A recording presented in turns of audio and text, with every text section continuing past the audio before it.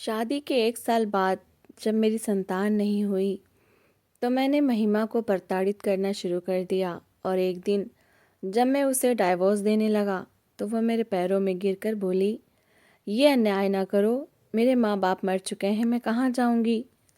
लेकिन मैं उसे छोड़कर विदेश चला गया। 10 साल बीत गए। एक दिन बॉस ने कहा कि आज मेरी पत्नी और बेटा भारत से आ रहे हैं तो मेरे साथ एयरपोर्ट चलना है। जब हम एयरपोर्ट पर पहुँचे तो बॉस की पत्नी और बच्चे को देखकर मैं दंग रह गया, क्योंकि वो तो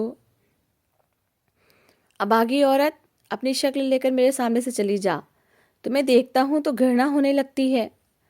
मैंने सजी सवरी महिमा को देखा तो एक पल के लिए दंग रह गया।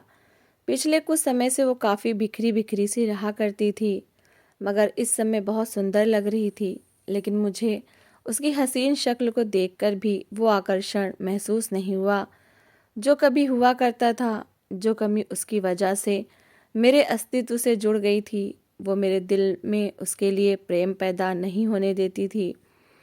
इसलिए उसकी सारी तैयारी पर पानी फेरते हुए मैंने नफरत से कहा तो उसकी आंखों में आंसू आ गए। वो बाहर जाने के बजाय मेरे सामने आकर बैठ गई। घुटने ज़मीन पर टेक कर मेरे कदमों में बैठते हुए उसने अपने दोनों हाथ मेरे घुटनों पर रख दिए। कहने लगी, अर्पित, क्यों मुझसे इतनी नफरत करने लगे हो? अभी तो हमारी शादी को सिर्फ 1 साल हुआ है। तुम्हें पता है आज हमारी एनिवर्सरी है, तुम तो भूल ही गए हो। मैं इसीलिए इतने अच्छे तरीके से तैयार हुई थी ताकि तुम्हारी सारी चिड़चिड़ाहट दूर हो जाए। हम एक बार फिर से अपनी ज़िंदगी की नई शुरुआत करें, पिछली कड़वाहटों को भूल जाएं। ईश्वर को हमें संतान देनी होगी तो ज़रूर देगा। लेकिन उसकी बातों ने मुझ पर उल्टा असर किया। मैंने उसे धक्का देकर दूर कर दिया और कहा, ऐसी मीठी मीठी बातें करके तो मेरे दिल को अपनी तरफ से साफ नहीं कर सकती। पूरा साल हो गया हमारी शादी को और तुमने अभी तक मुझे संतान का सुख तक नहीं दिया। मेरी रिपोर्ट्स तुम्हारे सामने हैं जो बिल्कुल ठीक हैं। मैं पिता बन सकता हूँ। निश्चिंत ही तुम में ही कोई समस्या है जो तुमने शादी से पहले भी अपना मेडिकल चेकअप करवाने से मना कर दिया था। उस समय मैं तुम्हारे प्रेम में इतना अंधा हो गया था कि तुम्हारे सौंदर्य के सामने कुछ देख ही नहीं पाया। बिना किसी जांच पड़ताल के और तुम्हारे मेडिकल के इनकार को देखा करके मैंने तुमसे शादी कर ली और अब पछता रहा हूँ। मैंने हमेशा की तरह उसे ताना दिया और अपने पछतावे का इजहार किया। उसकी आंखों से आंसू और तेज़ी से बहने लगे, मगर अब ये आंसू मुझ पर असर करना बंद कर चुके थे। मैं उसे वैसे ही रोता हुआ छोड़कर कमरे से बाहर निकल आया।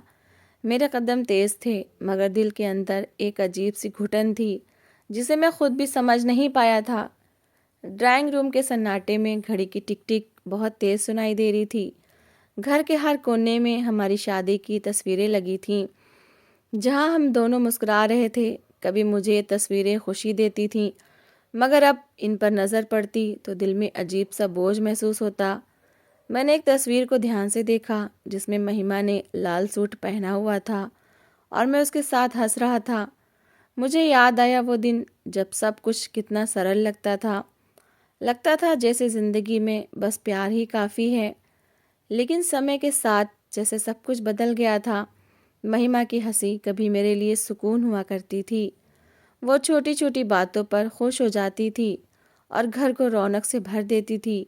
शुरू के महीनों में हम देर रात तक बातें करते रहते, भविष्य के सपने बुनते, घूमने फिरने की योजना बनाते। कभी वो बच्चों के कपड़ों की तस्वीरें देखकर मुस्कुरा देती तो मैं भी हंस देता। तब ये सब एक मासूम इच्छा लगती थी। लेकिन जब महीने बीतते गए और कोई खुशखबरी ना आई तो वही इच्छा मेरे अंदर बेचैनी बनकर पलने लगी। रिश्तेदारों की महफिलों में सबसे पहले यही सवाल होता। कोई हंसते हुए पूछता, खुशखबरी कब दे रहे हो? कोई सलाह देता, उस डॉक्टर के पास जाओ। कुछ लोग व्यंग तंज में कहते, अभी तक अकेले ही हो। शुरू में मैं मुस्कुराकर टाल देता, मगर धीरे धीरे ये सवाल मेरे लिए खंजर बनने लगा। हर बार ऐसा लगता जैसे सबकी नज़रें मुझ पर हैं और मैं किसी परीक्षा में असफल हो रहा हूँ। मैं घर आता तो सारा गुस्सा अनजाने में महिमा पर निकल जाता। महिमा ने कभी शिकायत नहीं की थी, वो खामोशी से सब सहती रही। कभी मेरे लिए पसंद का खाना बनाती, कभी बात करने की कोशिश करती, मगर मेरे दिल में जो कड़वाहट बढ़ रही थी वो उसकी हर कोशिश को ठुकरा देती। मैं उसे देखता तो मुझे अपनी असफलता याद आती। हालांकि वो कुछ नहीं कहती थी, मगर मेरे दिमाग ने उसे ही दोषी ठहरा दिया था। मैंने खुद को तसल्ली देने के लिए बार बार अपनी रिपोर्ट्स का सहारा लिया, जैसे इन कागज़ों ने मुझे अधिकार दे दिया हो कि मैं उसे दोष दूं। रातों को कभी कभार मेरी आँख खुलती तो देखता महिमा जाग रही होती, खिड़की के पास बैठी शांति से बाहर देख रही होती या पूजा पाठ कर रही होती। उसके चेहरे पर एक थकान सी छा गई थी। मैं जानता था वो भी दुख में है, मगर मैंने कभी उसके दुख को समझने की कोशिश नहीं की। मुझे सिर्फ अपना दर्द दिखाई देता था। शायद मैं खुद से भी नाराज़ था, मगर इस गुस्से का निशाना वो बन गई थी। आज की रात भी कुछ ऐसी ही थी। घर में हल्की सी खुशबू फैली हुई थी। शायद उसने ख़ास तौर पर लगाई थी। मेज़ पर 2 कप रखे थे और एक छोटा सा केक भी रखा था जिस पर हमारी शादी की डेट लिखी हुई थी। मैंने एक पल के लिए सोचा कि शायद मुझे नरम पड़ जाना चाहिए, मगर अगले ही पल दिल में बैठे जहर ने मुझे फिर कठोर कर दिया। मुझे लगा जैसे वो मुझे खुश करके सच छुपा रही है। हालांकि वास्तविकता शायद इतनी जटिल नहीं थी जितनी मैंने बना ली थी। मैं सोफे पर बैठा छत को घूरता रहा। दिमाग में वही सवाल गूंज रहा था कि आखिर क्यों बच्चा नहीं हो रहा, क्यों हम दूसरों की तरह खुश नहीं हो सकते। मुझे एहसास था कि मैं महिमा को पीड़ा दे रहा हूँ, मगर फिर भी खुद को रोक नहीं पाता था। मेरी ज़ुबान से निकलने वाले शब्द तीर बन जाते और हर बार वो खामोशी से सह लेती। शायद इसी खामोशी ने मुझे और कठोर बना दिया था। मुझे याद आया जब मैंने पहली बार महिमा की फ़ोटो देखी थी तो दिल बहुत तेज़ धड़क उठा था। मैंने कितनी ज़िद की थी कि शादी इसी से ही करूँगा। कितनी कोशिशों के बाद उसके घर वालों को राज़ी किया था। उस समय मुझे लगता था कि मैं दुनिया का सबसे भाग्यशाली इंसान हूँ, मगर आज वही इंसान अपने फैसले पर सवाल उठा रहा था। मुझे अपने अंदर के बदलाव से खुद भी डर महसूस होता था, मगर मैं इसे स्वीकार नहीं करना चाहता था। कमरे के अंदर से हल्की हल्की सिसकियों की आवाज़ आ रही थी। वो अब भी रो रही थी। एक पल के लिए दिल पिघला, मगर तुरंत मैंने खुद को कठोर कर लिया। मैंने सोचा अगर मैं अब पिघल गया तो शायद फिर कभी अपनी नाराज़गी प्रकट नहीं कर सकूं। मैंने नज़रें चुरा लीं, जैसे उसकी पीड़ा देखना भी मुझे कमज़ोर कर देगा। समय बीतता रहा और मेरे अंदर की चिड़चिड़ाहट बढ़ती गई। मैंने महसूस किया कि मैं अब उसके साथ बैठकर बात करने से भी बचने लगा हूँ। उसकी हर बात मुझे समझाने की कोशिश लगती, उसकी हर मुस्कुराहट मुझे बनावटी महसूस होती। शायद ये सब मेरे मन का वहम था, मगर मैं इससे निकल नहीं पा रहा था। मैं खुद को यकीन दिला चुका था कि समस्या सिर्फ उसमें है, और यही सोच मुझे दिन ब दिन उससे दूर करती जा रही थी। मेरे दिल में जो प्यार कभी उसके लिए था, वो जैसे धुंध में छुप गया था। उसकी जगह एक ठंडेपन ने ले ली थी। अब उसके करीब रहना भी मुझे बोझ लगने लगा था। मैंने दिल ही दिल में फैसला कर लिया था कि भावनाओं को जगह नहीं देनी। मुझे सिर्फ अपनी इच्छा दिखाई देती थी, और इस इच्छा के पूरा ना होने ने मुझे अंधा बना दिया था। धीरे धीरे ऐसा समय आ गया था कि अब मुझे महिमा की शक्ल देखना भी अच्छा नहीं लगता था। सारा प्यार जैसे धीरे धीरे मिटा दिया गया था। मैं खुद को हर दिन ज़्यादा कठोर महसूस करने लगा था। घर में सन्नाटा बढ़ गया था और हमारी बातचीत सिर्फ ज़रूरत के वाक्यों तक सीमित होकर रह गई थी। वो कभी मेरे करीब आने की कोशिश करती तो मैं रूखे स्वर में बात ख़त्म कर देता। उसकी आंखों में हर समय एक सवाल रहता कि आखिर मैं इतना क्यों बदल गया हूँ। मगर मैं इस सवाल से नज़रें चुरा लेता। शायद मैं खुद भी इसका जवाब नहीं जानता था। मैं बस इतना जानता था कि मेरे अंदर की बेचैनी और कमी ने मुझे ऐसा बना दिया है कि अब किसी कोमलता की जगह बाकी नहीं रही थी। एक ऐसी घटना हुई जिसने हमारे बीच बची आखिरी दीवार भी गिरा दी। मेरी माँ ने कुछ रिश्तेदारों के सामने बातों बातों में कह दिया कि शायद समस्या महिमा में है। वो चुप रही, मगर बाद में मैंने उसे कमरे में रोते देखा। उसने हिम्मत करके कहा, अर्पित, हम दोनों दोबारा डॉक्टर के पास चलते हैं। शायद समस्या हम दोनों में से किसी में भी ना हो। उसकी बात सुनकर मुझे ऐसा लगा जैसे वो मेरी मर्दानगी पर सवाल उठा रही है। गुस्से में मेरा आपा खो गया। मैंने ऊंची आवाज़ में कहा, तुम्हारी वजह से मैं सबके सामने जवाबदेह बन रहा हूँ और अब तुम मुझे ही दोषी साबित करना चाहती हो। उसने तुरंत इनकार किया, मगर मैं सुनने के मूड में नहीं था। गुस्से में मैंने उसके हाथ से फाइल छीनकर ज़मीन पर फेंक दी।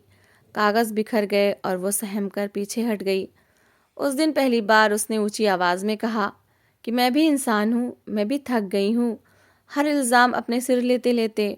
उसकी ये बात मेरे दिल पर चोट की तरह लगी। मुझे लगा वो मुझसे बहस कर रही है। मैंने ठंडे स्वर में कहा, अगर तुम्हें इतनी ही समस्या है तो इस घर में रहने की ज़रूरत नहीं। वो खामोश हो गई, मगर उसकी आंखों में टूटने की आवाज़ साफ सुनाई दे रही थी। अगले दिन वह सारा दिन मुझसे बात करने की कोशिश करती रही, मगर मैंने उसे पूरी तरह अनदेखा किया। रात को वो मेरे सामने आकर खड़ी हो गई। उसकी आवाज़ काँप रही थी। कहने लगी, अर्पित, मैंने तुमसे प्रेम किया था। क्या मेरा प्रेम इतना मूल्यहीन था? मैं थक गई हूँ तुम्हारी नफ़रत सहते सहते।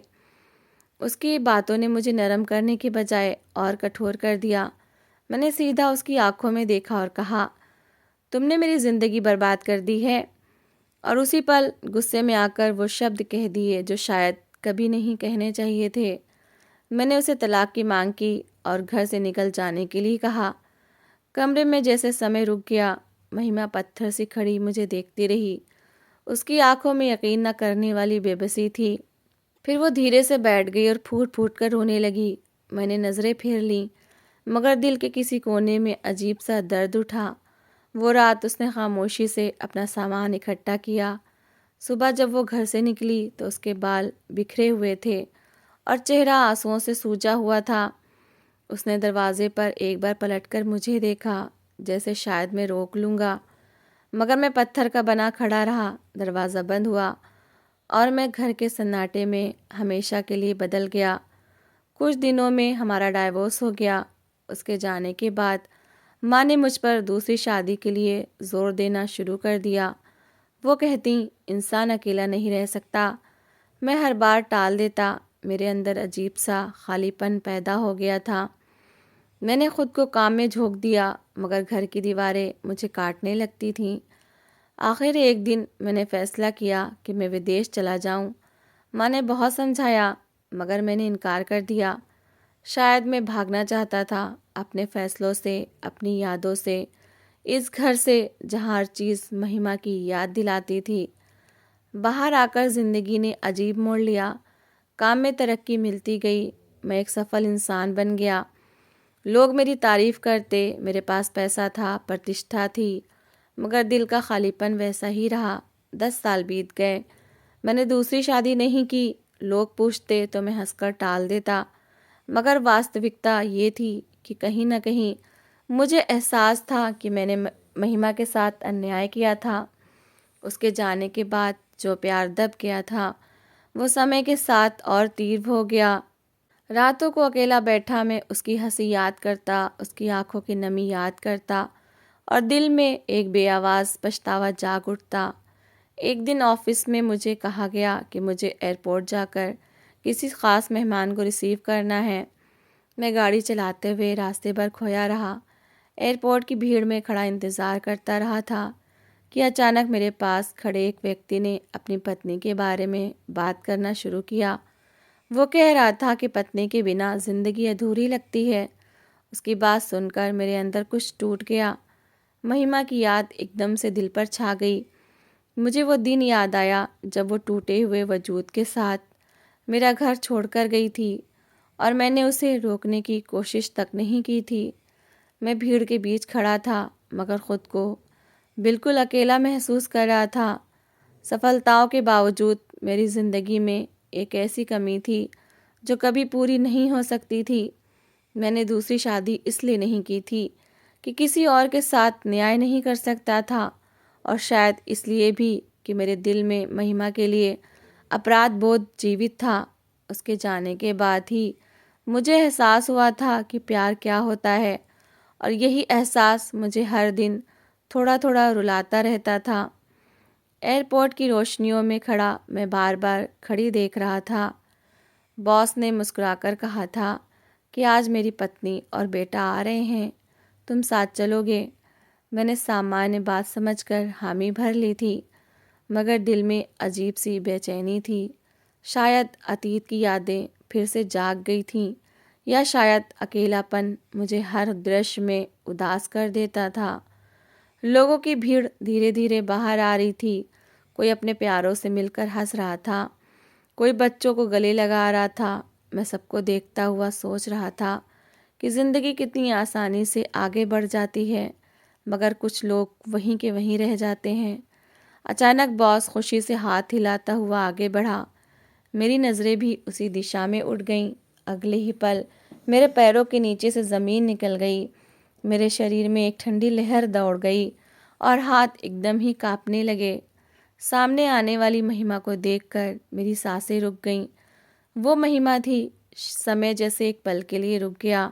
वो पहले से ज़्यादा शांत और गरिमापूर्ण लग रही थी। चेहरे पर एक अजीब सा आत्मविश्वास था जो पहले कभी नहीं देखा था। उसके साथ एक नन्हा सा लड़का खड़ा था जो खुशी से अपने पिता यानी मेरे बॉस के गले लग रहा था। बॉस ने प्यार से बच्चे को उठाया और महिमा के कंधे पर हाथ रख दिया। वो दोनों एक पूर्ण सुखी और संतुष्ट परिवार लग रहे थे। मैं उन्हें देखकर अंदर से खाली हो गया। दिल में जैसे किसी ने पुराने घाव में छुरी घोंप दी हो। महिमा की नज़रें अचानक मुझ पर पड़ी। एक पल के लिए उसकी पलकें झपकीं। शायद वो भी मुझे पहचान गई थी, मगर अगले ही पल उसने नज़रें मोड़ लीं, जैसे मैं वहाँ मौजूद ही ना हूँ। वो व्यवहार मेरे दिल पर किसी खामोश सज़ा की तरह लगा। मैं चाह कर भी एक कदम आगे न बढ़ सका। मेरे बॉस ने खुशी से परिचय करवाते हुए कहा, ये मेरी पत्नी महिमा है और ये मेरा बेटा अंशुमान। मेरे कानों में सिर्फ एक शब्द गूंज रहा था, वो संतान जिसकी इच्छा मैंने अपनी सारी ज़िंदगी का सबसे कीमती रिश्ता तोड़ दिया। आज किसी और की बाहों में मुस्कुरा रही थी। पूरा रास्ता मेरे लिए धुंधला था। घर वापस आते हुए हर दृश्य मुझे अतीत में ले जा रहा था। महिमा के आंसू, उसके कांपते हाथ, उसकी विनती ने मुझे कहीं का न छोड़ा। सब कुछ एक एक करके याद आ रहा था। मुझे पहली बार अपनी गलती का भार पूरी तीव्रता से महसूस हुआ। मैंने उस औरत को बे औलादी का ताना देकर छोड़ दिया था, जिसे ईश्वर ने बाद में ज़िंदगी का सबसे बड़ा वरदान दे दिया। कुछ दिन बाद बॉस ने डिनर रखा। मैं जानता था कि महिमा भी होगी, मगर मना करने की हिम्मत ना हुई। डाइनिंग टेबल पर वो सामने बैठी थी। उसका चेहरा शांत था। वो अपने बेटे के साथ हंस रही थी और उसकी हंसी सुनकर मेरे दिल में अजीब सा दर्द उठता रहा। एक मौके पर वो अकेली खड़ी थी तो मैं हिम्मत करके उसके पास गया। मेरी आवाज़ भारी हो चुकी थी। मैंने मुश्किल से कहा, महिमा, मैंने तुम्हारे साथ बहुत अन्याय किया था, मुझे क्षमा कर दो। वो कुछ पल चुप रही, फिर मेरी तरफ देखा। उसकी आंखों में न नफरत थी न गुस्सा, बस एक फैसले की ठंडक थी। उसने धीरे से कहा, तुमने मुझे बेऔलादी की वजह से छोड़ दिया था ना। देखो, ईश्वर ने मुझे सब कुछ दे दिया, अच्छा पति, घर और ये मेरी संतान। उसने प्यार से अपने बेटे की तरफ देखा, फिर मेरी तरफ पलटकर बोली, मैंने बहुत दर्द देखा है अर्पित, मगर ईश्वर ने मेरे घाव भर दिए। मेरे पास कहने को कुछ न था। मैंने झुकी हुई नज़रें उठाकर कहा, अगर हो सके तो मुझे माफ़ कर देना। उसने एक हल्की सी सांस ली और कहा, ईश्वर ने जो संतान मुझे दी है उसके बदले में मैं तुम्हें माफ़ करती हूँ। अब जाकर अपनी नई ज़िंदगी शुरू कर लो, अतीत को छोड़ दो। उसके शब्द नरम थे, मगर उनमें अंतिम फैसला छुपा था। मैं चाहता था कि उसे बताऊं कि मैंने दूसरी शादी कभी नहीं की। उसका प्रेम मुझे किसी और के करीब जाने नहीं दे सकता था। मेरी सज़ा यही थी कि मैं हर दिन उसे याद करता रहा, मगर मेरे होठ खामोश रहे। शायद कुछ सच्चाइयाँ दिल के अंदर दफन रहने के लिए ही होती हैं। डिनर ख़त्म हुआ। वो अपने पति और बेटे के साथ हंसती हुई विदा हो गई। मैं दूर खड़ा उन्हें जाता देखता रहा। मेरे दिल में एक अजीब सा सुकून और दर्द साथ साथ था। मैंने समझ लिया था कि प्रेम कभी कभी मिलने का नाम नहीं होता, बल्कि किसी की खुशी को दूर से स्वीकार कर लेने का नाम होता है। रात गए मैं अकेला सड़क पर चल रहा था। हवा ठंडी थी, मगर मेरे अंदर एक खामोश गर्मी थी। शायद ये एहसास की महिमा खुश है मेरे लिए काफ़ी था। मैंने आसमान की तरफ देखा और पहली बार दिल से प्रार्थना की कि ईश्वर उसे हमेशा खुश रखे। और फिर मैंने धीरे से अपने कदम आगे बढ़ा दिए, एक ऐसी नई ज़िंदगी की तरफ जहाँ यादें तो साथ थीं, मगर पछतावे का शोर धीरे धीरे शांत होने लगा था। तो दोस्तों, इस कहानी को लेकर आपकी क्या राय है, कमेंट बॉक्स में ज़रूर बताएं। और अगर आपको हमारी आज की कहानी अच्छी लगी हो तो प्लीज़ इसे लाइक ज़रूर करें। अगर आपने अभी तक हमारे चैनल को सब्सक्राइब नहीं किया तो ज़रूर कर लीजिए। तो मिलते हैं ऐसी ही एक और मोटिवेशनल कहानी के साथ। Thanks for watching.